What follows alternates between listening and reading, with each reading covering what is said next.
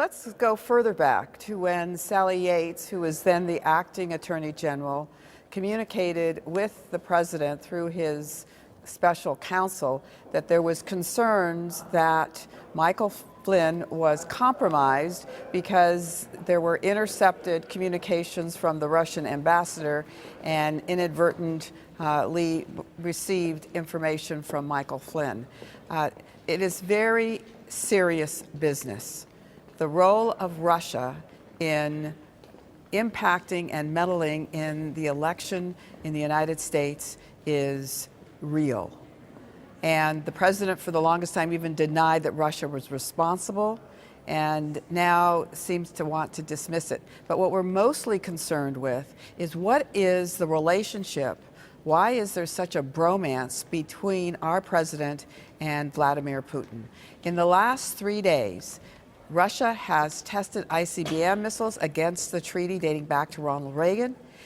There was a destroyer that was buzzed by Russian airplanes, and also a destroyer on our coast, a spy ship that was within 30 miles of Connecticut and Delaware. Forgive me, Congresswoman, none of which addresses the question of there's a danger, I think, that people see him as being right about everything or wrong about everything. It's impossible that he's 100% right or 100% wrong. Surely, regardless of where the information has come from, for it to make its way from the intelligence services to the media is at best a dereliction of duty and at worst, a form of criminality bordering on treason.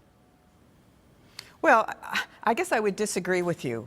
The media has to be independent.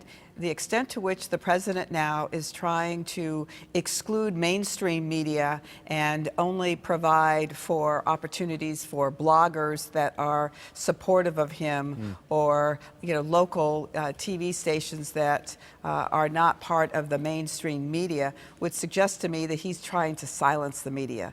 I go back to the Sally Yates situation because it was detected by the CIA, and that information was shared with the president about their concern that Michael Flynn had been compromised because of the conversations that he had had with the Russian ambassador. And then more information has come out that there were other people. Now, I haven't seen any of those transcripts. Whether I will be able to see them as a member of the Intelligence Committee is something that we are looking into right now.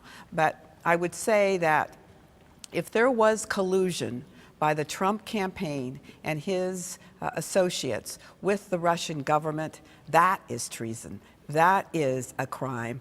And then we move on to a different address. The transcripts notwithstanding, what else is the role of the Intelligence Committee now? And I don't know how long you've been on it, but have you ever sort of encountered a phenomenon like this before?